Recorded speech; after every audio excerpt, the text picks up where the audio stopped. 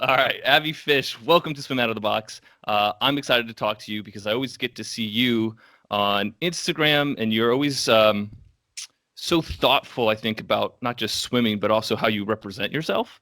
Mm. Uh, and I think that's something different than what we do on SwimBox on Instagram is we just kind of give information about swimming technique and swimming in general. I really like your personal approach to how you share things on Instagram. So I'm really excited to just talk and get to know you, actually.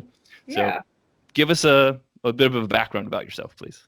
Yeah. Well, first of all, thanks for having me. I always enjoy talking to people, meeting people within the network of the swimming community. I feel like we're always like 3 degrees removed from each other, even if we don't know each other directly. So it's great.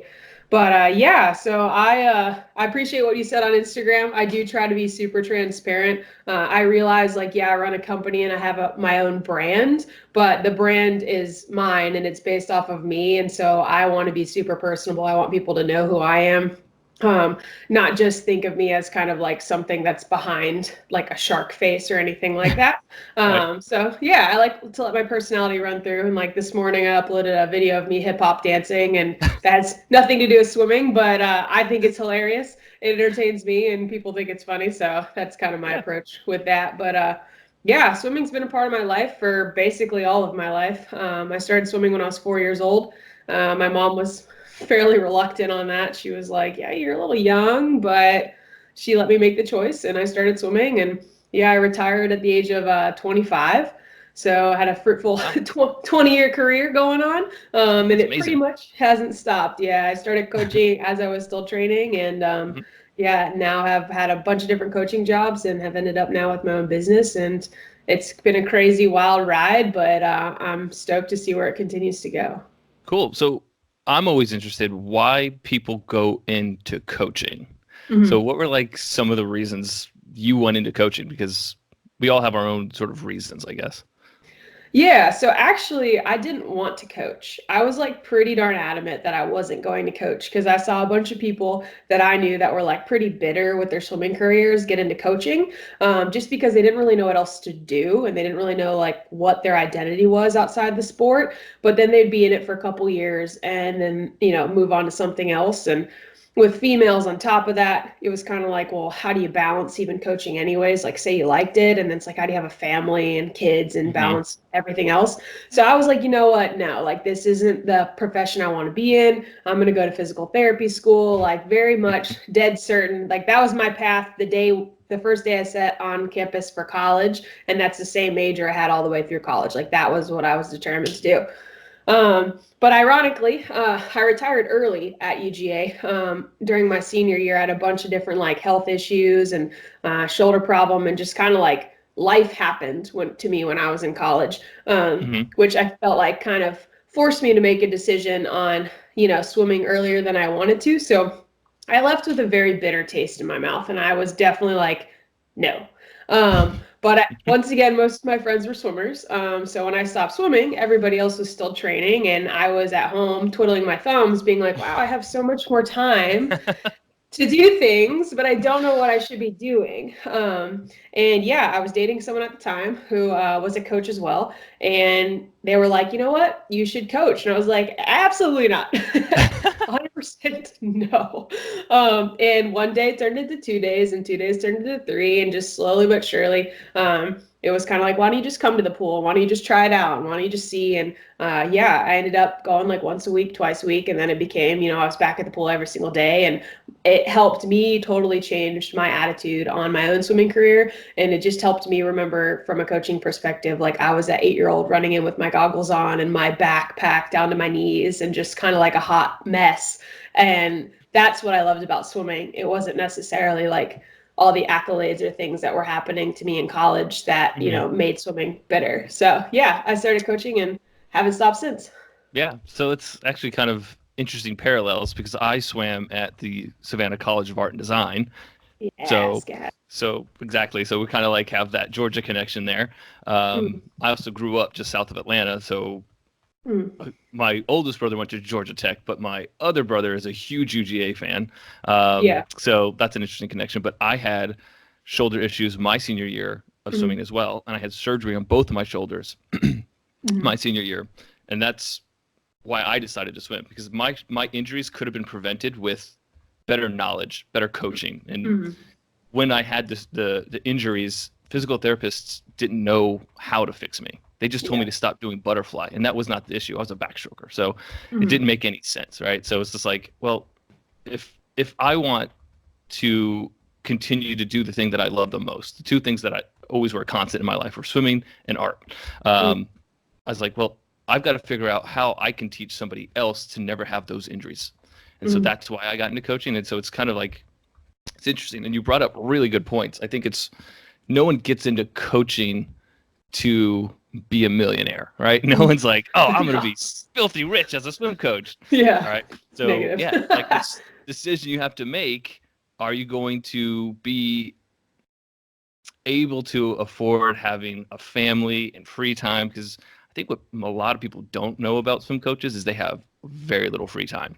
It's like Yes. a traditional swim coach for sure, right? Where it's like Mm. you're on deck all day long at practices, and then you're on weekends, you're at swim meets, and it's Yep. just insanity. So we we employ a lot of new coaches, and so it's Mm. just interesting to try to give them opportunity to have some free time and not be on deck all the time. So it's Mm. really kind of nice, like trying to help swimmers out. That was like my past coaching career, but now I'm trying to help coaches out. Like I don't want other coaches to have to struggle the way that I struggled. Mm. I don't know about you, but my first couple of years of coaching were rough. Yeah. I think I made like 12 grand my first 2 years of coaching. Yep. No, I remember when I started coaching, and I got like my first mentor was Harvey Humphreys because I coached at Athens Bulldog Swim Club. Like I coached throughout high school, but it wasn't really anything like at Lakeside and just stuff, but it wasn't really anything more than like a part-time gig. But yeah, Harvey was telling me how, when he was back in the 1970s, he coached at a country club and slept in the bleachers and ate hot dogs from the concession stand and made like $6,000. So I should be grateful for, the money that I'm making and everybody else on staff. And yeah, I was like, you know what? I've been there. I've done that. I've done the grind. Like, I feel like Yeah. I've put in my time, but it's also not 1970 anymore. And yeah, I don't eat hot dogs. So I was like, yeah, Yeah. I don't know. I'm going to reassess my life for a second right now. So Yeah. yeah, It'll quickly make you reassess your life for yeah, sure. yeah. So as far as like coaching goes, where do you think your like coaching superpower lies? Like where do you think you're the best at when it comes to actual coaching? Yeah, so kind of like what you were saying with the shoulder problems and then kind of getting into like a technique thing and help people not kind of experience the same shoulder pain. Similarly, that's where I'm at with coaching. So I wanted to go to physical therapy school because I wanted to be a physical therapist because I had so many physical therapists throughout my swimming career that I was exposed to that helped me feel better to be able to do what I wanted to do. So for me with swimming and working on stroke technique, I feel like I'm helping people not only get faster and achieve their goals, but also minimize their ability to have any sort of injuries and or pain. So for me specifically, I definitely do like coaching. Like I like having a group of kids, but I feel like my niche is kind of like that one-on-one interaction when you can Yeah. have with someone that it's not necessarily even the feedback or like what they're getting out of it, but it's like the relationship that's created Yeah. that helps elevate them to the next level. And like yesterday, I did a CrossFit swim clinic, and those people, are very differently built than swimmers. But just connecting with them and relating to them and understanding their sport and their passion and their goals and helping and seeing that like what I can do can help someone else, not even someone who's trying to make the swimming Olympic team, is very, very rewarding. So Yeah. yeah, the relationship part of it, I feel like is something I'm good at and I love about it. So it makes me want to do it more. Yeah, I completely get that, and I feel very similarly.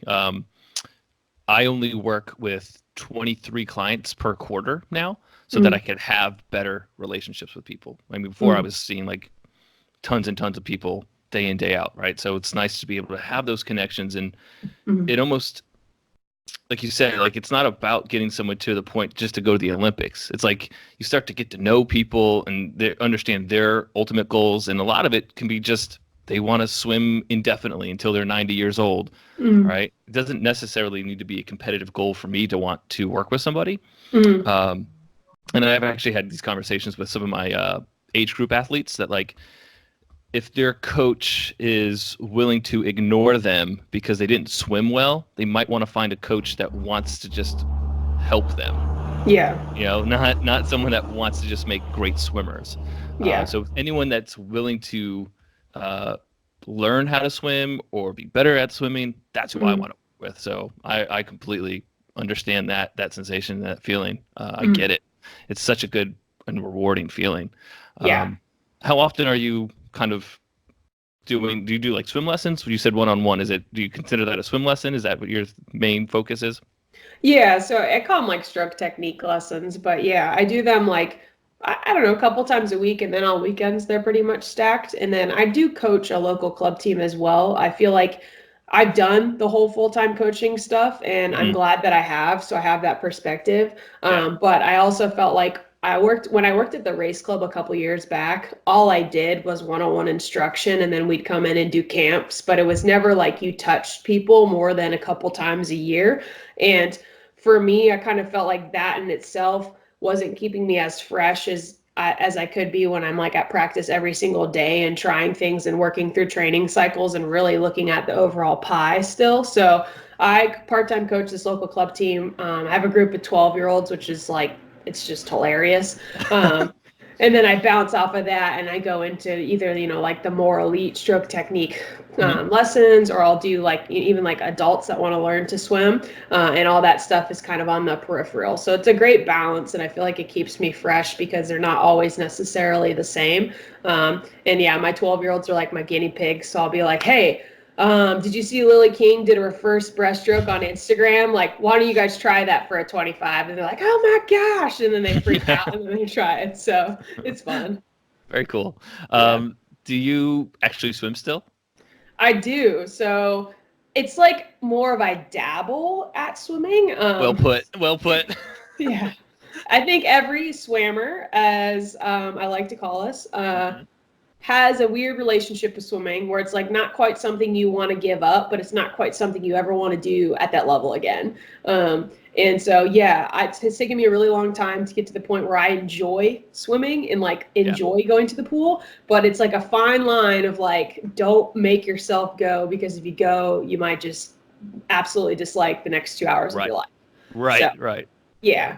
So I swim a couple times a week with my old club team. It's hilarious. I get to go in with these 16-year-olds, and they call me a lady. They're like, who's this lady that's swimming with me? I'm like, I'm 29 years old. Like, is that how you get qualified to be a lady? Like, doesn't take much. No. Low bar.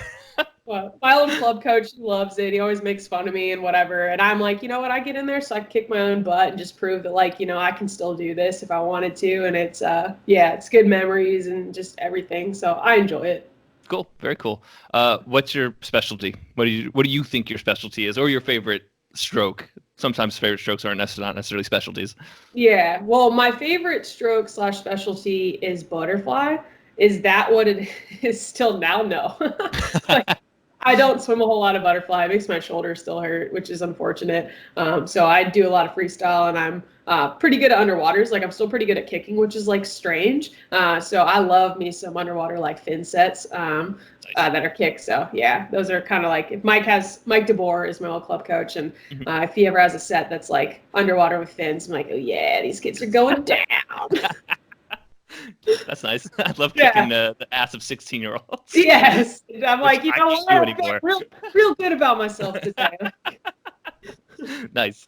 So since this is our first sort of actual conversation, and I want to know like kind of your approach with freestyle when you teach freestyle. We have done podcasts in the past. Like, the whole thing with doing this podcast has always been just an experiment. It's just an opportunity to talk to people, whether a lot of times this podcast is done with my wife, who is also a former swimmer. And it's just us kind of like talking ideas about swimming or nutrition or things like that. And so we've done these podcasts in the past where we kind of tried to break down the fundamentals of freestyle by different podcasts.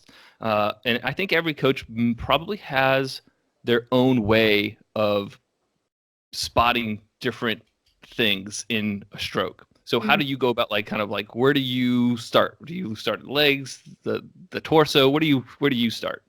Yeah, so I'm a big fan of starting with the body first on every stroke and then going out to the peripheral. So, like always looking at body line and going back to the body line. And then once you kind of are confident with your body line, you feel good, or as a coach, you're looking at your swimmer, you feel like they can hold their line. That's when you kind of start adding in the more technical details. At least that's what I consider them. Because I feel like it's a lot harder to teach someone like how to pull correctly if they're sitting at like a very bad body line. Right.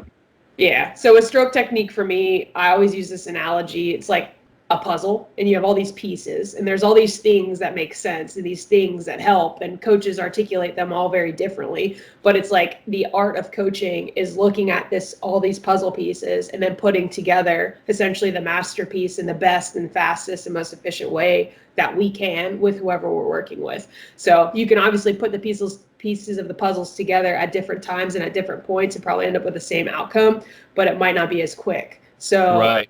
it just depends on how you look at things, and what you choose first to go with. And for me, it's always body line. I think it's the easiest to start with, and then you go from there to the appendages. So for you with body line, there's a couple of different sort of nuanced approaches there. My preference is for people to have about a half an inch to an inch of water flowing over the back of their head. Obviously, we want everything in line from that point. There seems to be some sort of resurgence. I don't know. You can correct me if I'm wrong, but there seems to be almost a resurgence in like having I call it like an open chest, meaning like the ribs are sort of expanded versus a more neutral body position. I don't know if you've seen that at all, or Yeah, no, I get what you're saying. yeah. So for me, I don't know how I always prefer just completely neutral body line. It just seems that if the spine is in line, the appendages are going to work more better, right? They're more better. They're going to. Yeah. I get paid to talk. So, it's about being able to generate force and mobility. And I feel like if someone's in this like banana shape, not full on banana shape, but a little bit of a curve there, they're not going to be able to generate their full potential of force. So I don't know if you pay that much attention to it, or if you try to correct natural postures as well. Yeah, well, that's the thing. And I think for a lot of people, like I stand that way. So I actually stand with my hips rocked forward. And a lot of people in our just general society, not even swimmers, do. And we don't have very good control of our pelvis. Like like you probably have a pelvic tilt in some direction. I have a pelvic tilt in some direction. And a lot of that is due to the fact that like, I don't know how much like research and stuff that you read, but I'm like a nerd when it comes to these things. And like, So am I. as far as like the glutes, like we don't have very strong glute muscles. Like a lot of times there's people who can run miles and miles and miles and miles and they don't even fire their glutes the entire time. And with swimming, if you don't have strong back posterior chain, you're going to sink and you're going to go into that banana shape. And so for me, yeah, like body line is what I would look at. I think you're totally right. The ideal is a neutral body line. But if you're looking at someone outside the water and they're not doing that, 97% of their life and the 3% of their life they're sitting in the water, you're never going to be able to correct it as a coach. So like there is kind of this harmonious style of how everything is interconnected with training. And like, yes, stroke technique is like a part of this whole pie, but like if the strength and conditioning piece is not there, if the mobility piece is not there, like it doesn't necessarily matter how good of a coach you are if you're not setting up your swimmer for success. So it's like we're seeing that, and that needs to be addressed. And the easiest way to address it is outside the pool versus inside the pool, because it's going to immediately be lost. The connection will be lost when they hop out. So yeah, I totally think a neutral body line is key. It's just a lot of people can't do it because they don't know how to do it when they're not in a resistance environment. Yeah. And I try to articulate that to my clients that maybe they swim a total of 10 hours a week, like 10 hours out of an entire week. You think you're going to make a meaningful change? There's no way. And for my more competitive people, maybe they're swimming 18 hours a week. That's still not very much, right? Even though that's considered a lot of swimming. I never put an emphasis initially on strength work. It's always mobility and flexibility work. I just feel like there's a reason why I can have, a 30-something-year-old triathlete come in and not swim as fast as a 14-year-old female, right? It's not because he's not stronger than them. It's because he doesn't have the flexibility. He doesn't have the opportunities to set positions, basically, like a younger athlete would have. Yeah. So I focus a lot on that, and I would really encourage you to look into PRI, Postural Respiratory Institute. I don't know if you have or not. Yeah. If you should definitely go to one of their clinics and courses. It is really, really helpful to teach people posture and how their breath affects their posture. Yeah. So we go, like I said, you're a nerd. I'm so equally a nerd when it comes to this stuff. Like, it's just, like the human body is such an interesting sort of mechanical thing, and it's like, I don't know if anyone really knows how it works. People have 100%. Insights on it, but it's not like really figured out. So it's kind of cool how, especially with swimming, there's all these changes that take place, because I think as we learn how bodies work better and better, people are changing the way that they move in the water as well. So it's kind of neat. Yeah. I had a guy who was a physical therapist when I was in kind of outside of college and in grad school, but still sort of training. So I retired, and then I came out of retirement and continued training. And he did a lot of that stuff where it was the same sort of like shoulder exercises, but the focus was more on the breath and how the breath affected my posture during those exercises, and whether it elevated my ribs and kind of forced the shoulder up into its joint, or it kept it decompressed. And it's super interesting. But once again, it's like, you're talking about this institute, which you and I both know about that, but like the coach down the street, do they know about that? It's like not very well like mainstream. And I think that's like, it's key for someone like you who's able to work with people and bring that knowledge. Like, that's super important. Like, and it's super important for me, who has a voice within the community as well, to be able to say like, hey, well, there isn't just one way to do all of this. Like, and there's a lot of other theories out here, and they work. So I totally agree that the mobility is super important for swimmers. And I was the opposite. I'm actually too tight on my shoulders. So maybe that's why I'm like, strength and conditioning is more of a component, and you're more like flexibility is a component. And there's definitely a merge between the two of them. But I was the weird swimmer that had too tight of shoulders versus the swimmer that had too loose of shoulders. Huh. Yeah, I'm the opposite for sure. My shoulders kept dislocating. That's why I had to have surgery. You're the hypermobile guy. Yeah. Right, exactly. So I always kind of view myself more as an adjunct to the coach on deck. All right, because I don't do any coaching on deck anymore. I only do in like one-on-one lessons now. Yeah. And I don't think it's fair to expect a coach on deck who their coaching superpower might be training and protocols for training, not technique. Yeah. So it's kind of like, we need to figure out how to work together and not treat swimming as like feast or famine. I'm not trying to steal anyone's swimmer. I'm trying to help that swimmer, right? I'm not trying to tell that swimmer their coach doesn't know what they're talking about. I'm trying to help that coach achieve what they're trying to achieve. And so I think there's a synergy that has to be achieved, and it's hard because swim coaches are very territorial about their swimmers.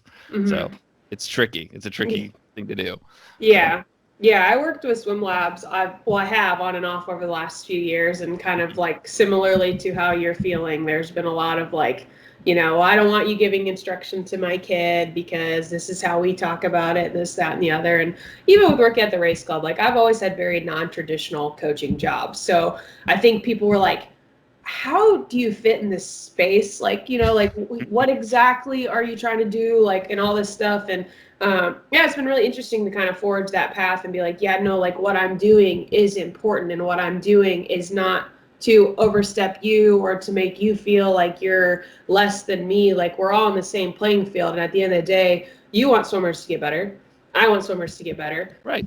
My other coach wants to get swimmers to get better. So all we're trying to do is make this sport better. Like, period. Yeah, exactly. All right. So you have a swimmer who has impeccable body posture now in the water while they swim. Where do you go, legs or arms? I would do legs first. So Okay. I do kicking first. I think kicking once again is still really less technical than Hmm. the arm stroke, and so kicking adds in some rotation as well. But yeah, foundationally freestyle. Kicking is a great indicator on where you're at physiologically. So if you're like really bad at kicking, you're not going to be really good at swimming. So your muscles are bigger in your legs than your arms. If you shuttle blood, get your lactate out better on your legs, you're going to be overall able to swim longer. So I think kicking is a lot of times where triathletes are failing, a lot of times where master Hmm. swimmers are failing, young kids are failing. So it's like to get better on all those and to progress in swimming, most people get better at kicking. So that's where I go next. So with the kick, this is what I've been trying to. I used to think of the kick as symmetrical, and I'll Mm, try to explain that as best I can. It's hard to do in words, right? mm, If it's a flutter kick, it should be. You would think it would be equal on the way up and equal on the way down, right? yeah. But now I'm more into the idea of trying to work the up kick and letting the Mm, down kick stop in line with the body so that mm, there's never a leg dropping below the body line, so you're never breaking the hydrodynamics of that body position. um, okay. it's been interesting because it's counter to whatever um, I would teach a beginner, right? Because Mm, beginners, you kind of have to focus on like hip movement, hip movement, hip movement, use your hips to kick, right? yeah. And then they start neglecting that they have a knee, even though they have a knee. Mm, So it's kind of interesting to try to like break the mold a little bit and not yeah. tell people it's okay to bend their knee. I almost think about the kick more like a bullwhip cracking. It's going to Mm, bend and then it's going to go to a straight line. It's not going mm, to be pressing down as far as a beginner or a learn to swim person would press down. It's going to press down and back mostly. So mm, that's what I try to focus on. And of course, ankle flexibility. mm, I don't know about you as far as like like your priorities, but I've seen people who have great ankle flexibility mm, uh, be able to generate a kick even with bad like hip or knee connection, but because they mm, had ankle flexibility, they could generate a kick. But you take mm, away that ankle flexibility, it doesn't matter how well they move through their hip or their knee. mm, No ankle flexibility equals moving backwards. mm, So I always try to help people gain ankle flexibility in their ankle. It's not going to happen very easily. mm. Or I don't know if I've ever been successful in someone gaining ankle flexibility actually. Yeah. But we try. Yeah. Yeah. Um, so um, one of the things I want to do at some point is like meet up with you. I would love to come visit you and like just Mm, like, do things and experiment and play around with like these different concepts and see how mm, they work. Um, one of the also the other things that I started to take upon is I get a lot of people that are uh, master swimmers who have had a long swimming background. mm, And so I actually start focusing on their arms first because mm, I've come across this uh, phenomenon that happens where people are swimming only through their shoulder joints, specifically their AC joint. mm, But once they learn how to use their shoulder blade properly, their mm, core starts firing and activating properly. mm, And once their mm, core starts firing and activating properly, everything starts correcting itself. It's like mm, connecting the chain. It's really weird. mm, Um, it's not something that I set out to do intentionally. It was something that was like kind of started to happen. And I was like, wait a second. mm, So it's interesting that you focus so much on the kick because I actually think oppositely. I think if someone doesn't have a great kick, it's not going to prevent them from being a good swimmer mm, necessarily, right? mm.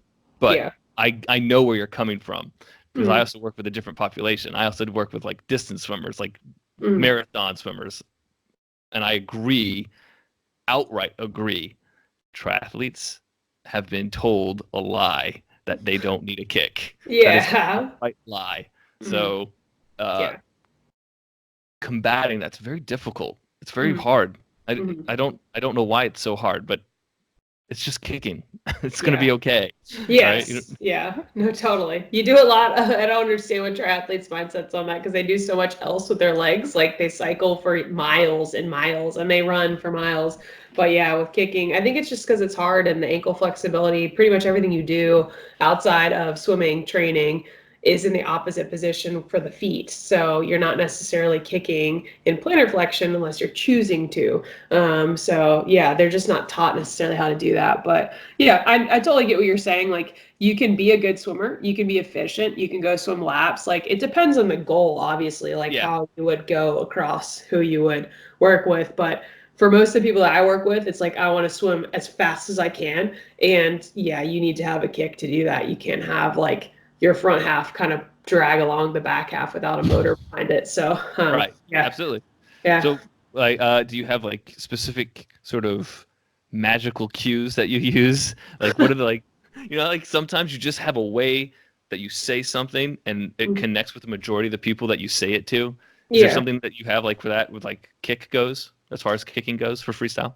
Well, I'm definitely different than you as far as like not breaking body line. I do believe that the kick should finish in front of the body line, because the majority of the kick, like when you looked at kind of like the angle and the vector of the water, like it doesn't move really water backwards until like halfway through that vector, and then a little bit down towards the bottom, but not at the finish. And I think it's more so not necessarily like the muscle, like it's more of the muscle and all the muscles in the legs firing fully to get that to happen, versus if you finish in line with the body. The analogy I like to use is essentially like kicking a soccer ball. Like, you would never finish and make contact with a soccer ball in line with your body. You always finish and follow through with the ball in front and the leg in front of the body. And when I give that visual to people, I think it makes a whole lot of sense. Like yesterday with the CrossFit swim clinic, we had a lot of people that were either really good at kicking in front or they're really good at kicking it back, which is kind of like muscle imbalances. Like, you're stronger on your front side, you're stronger on your back side. But yeah, just wanting the amplitude of whatever it is to be equatable on one side versus the other. So you just equal those out. And yeah, kind of when someone thinks about, oh yeah, I wouldn't kick a ball and just stop, like it wouldn't go anywhere. Let's finish and follow through it. It will help them change and just give them something to think about when they're kicking. Yeah, I always talk about especially with guys, because I think guys really connect with this idea of flipping a flip flop off, like flicking it across the room, and actually ask. I say guys because most women will actually just put their shoes away, but dudes are just lazy and just throw things around. So I will actually, I have people like when they come in with their slides or whatever, I'll just like have them kick it across the warehouse and like go for it. Let's see how that looks, right? And so, as they get that movement, you see that they're, even if they don't have great ankle flexibility, they learn how to let it kind of relax and flick. And I think that's also the most difficult juxtaposition about swimming. It's how do you cause tension but keep relaxed? That's a weird thing to think about. And I don't know any other sport that's like that. I mean, I guess track and field is similar to that, but not really. Like, there's not a need for relax like there is in swimming. So it's an interesting sort of thing to kind of think about and talk about with clients, but especially new clients to swimming.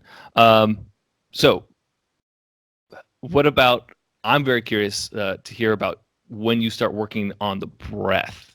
Like, what is it that has to be demonstrated to you that you're like, okay, now it's time to fix that breathing? Because that's a weird piece of the puzzle. Yeah. And so it kind of depends. Like, at the very beginning with body line and stuff, I might actually do breathing then. If I feel like they're maybe a little bit more efficient, or maybe they have a longer swimming background or whatever, say they can already breathe to the side, then I would probably wait until we do rotation to add in breathing. So yeah, I mean, the breathing cycle itself is so important, and I don't think people are taught the most efficient way to breathe, just like when you exhale and when you inhale, and if you should exhale or if you should hold your breath and all these things. And that's kind of like the fundamental basics of freestyle. And I think when you're working with older populations, and maybe people have backgrounds or maybe they don't, like most of those backgrounds, if they do have, they don't remember exactly like, oh yeah, I was taught to like blow bubbles. Like, oh yeah, I knew how to float. Or like some people, like triathletes, like there's a guy I worked with yesterday. I was like, I learned how to swim by watching a Swim Smooth DVD. He's like, no one has ever given me instruction. That is all I've had. Like, and he swims. He'll go and swim for 30 minutes. Like, Swim Smooth worked essentially, but it's not efficient. So it's like teaching him how to breathe and even trying to get him to float. He can't float. And I'm like, but how are you swimming for 30 minutes if you can't float? Like, so that's where it's kind of like, and then once that clicks, it's not like, oh gosh, I can't float. And it's like more of a demotivating thing. Once they realize like, oh man, like if I can float, I'll swim better, and floating requires proper breathing. It's going to be easier. Like, you're amazing, like all these things. And it's just for a great experience. So yeah, the breathing part, it depends like how good they are. But I sometimes do it with floating and sometimes I do it with rotation, just depending on where they're at. Interesting. So I think of the breath. I used to not think of it this way. I used to think of the breath as you have to exhale through your nose, right? And then you're going to, time your breath appropriately with the rotation in the arm, and then you're going to inhale. And then so at SwimBox, what we do is we do a weekly meeting where we will have like a book club where we read technique stuff, and then we kind of like have discourse. We talk about it, and we sort of determine if it's good or bad or whatever we think about it, and we kind of walk away from the table, and then we go experiment. And we were reading something that was talking about having a forced exhale in freestyle, right? Where you're going to not blow bubbles out, but force an exhale so that it creates a vacuum in your lungs, and so you automatically inhale, but you have to time that very accurate. And so we were like, whoa, we've never really thought about it, because we were stuck in this mindset of teaching beginners how to breathe, right? So the four of us that were reading this together, we went to go experiment on our own to see what we did when we swam, because it's something we don't think about anymore. Yeah. And 3 of the 4 who were middle distance or sprinters had the explosive breath. I was one of them. I don't blow out of my nose, right? And so then the other person who was a distance swimmer was saying, oh, I blow bubbles out of my nose. And I've kind of come to realize that it's a little bit of both. If I'm going 60% effort, I'm blowing air out of my nose continuously.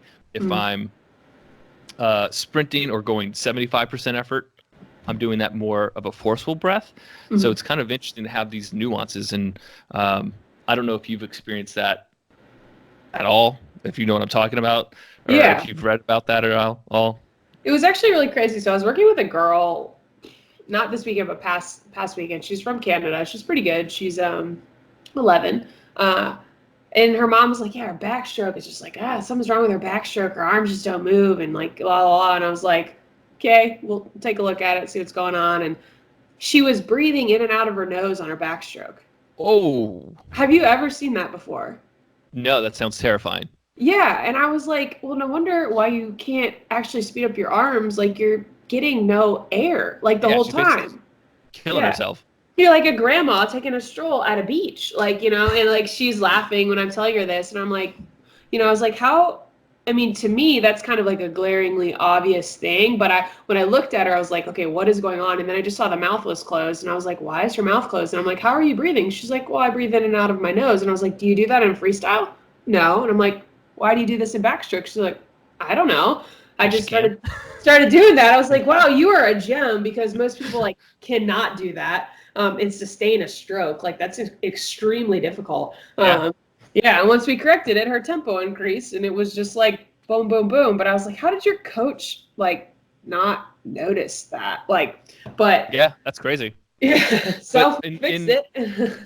On a positive note, that was probably increasing her VO2 max, because she was getting so little oxygen and trying to work hard. So that might have helped her in some respects. It did, yeah. It was funny because they were like talking about her 200 IM from the meet or whatever a couple weeks before that, and they're like, her backstroke split was just like so slow compared to everything else. And I was like, well, it's because she's not breathing for like an entire 50. Like, yeah, my backstroke split would be worse too, and so would yours. Like, everybody's would be.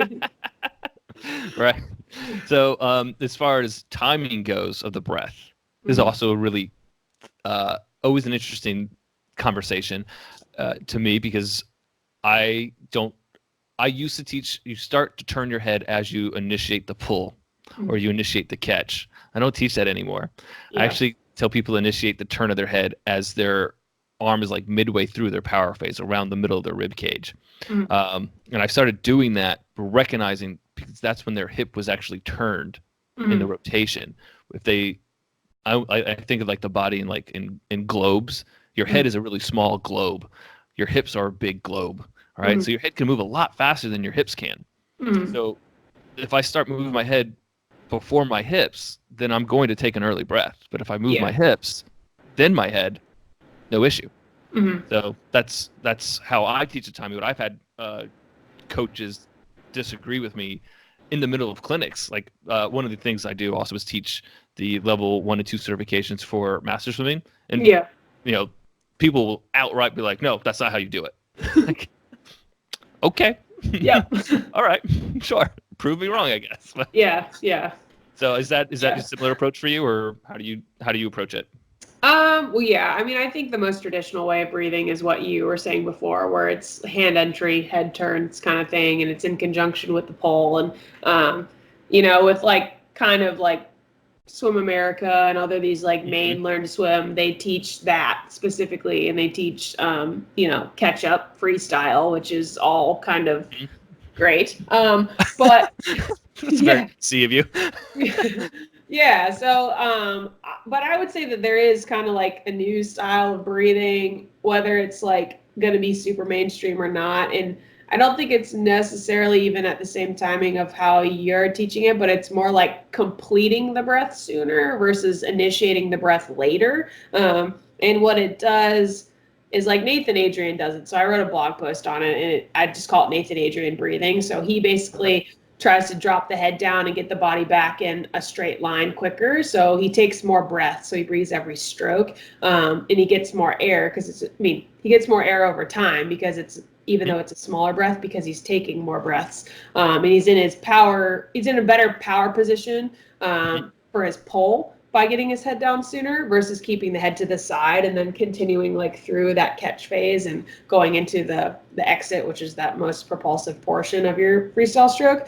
So I think it's cool, but I don't think that breathing style is necessarily something that needs to be taught to a 12-year-old or like the kids that I swim with or work with. So it really does vary. But for the most part, I want to just make sure that the breathing stays in line with the pole. And then if for some reason I have a sprinter that's really trying to get after it or something like that, I'll have them try and see if they can drop the head sooner. And it's weird because you're going to be so used to kind of this like synchronized swimming. But if you can get it, it's definitely faster. Yeah. I feel like I could talk to you all day long about swimming. I don't want to keep you too much longer though. And we can do this whenever we want, right? It's a phone call. So this is easy enough to do. So I want to continue to talk to you, but I also don't want to take up too much more of your time. So any sort of thing you want to share with any people listening out there about freestyle in general, like some things like common mistakes you see, common troubleshooting things that you have to go over, anything at all? Yeah, so I mean, I feel like I, over the years, have kind of created a philosophy of like a drill progression that what I would take someone through, kind of like what we're talking about, but it would be in more literal terms if I was working with you, that I am happy to share with anybody who would like to learn more about how I think of swimming. And yeah, it's basically like, so I own my own business. I work for myself, and it's called Swim Like a Fish. And if anybody wants to check out the freestyle course that I have, you can. Cool. It's at my website, swimlikeafish.org. But a lot of things that I do are free. A lot of my blogs and videos and all that jazz on how I think of swimming and my philosophy can be found there. And I think I just wrote a blog that was like the 3 common mistakes I see in freestyle, and number 1 is body line. So kind of like circles out this whole conversation. Yeah, pretty much. That's pretty much number 1. That's what I see a lot. So that's your most recent blog post? Yes, yep. Okay, so this podcast will be we'll put this podcast up probably on like Wednesday, so people should be able to go see that pretty easily. Then they'll be able to find it pretty easily. Cool. Yeah, I'll make sure that it's like on the top of the list. Okay, cool.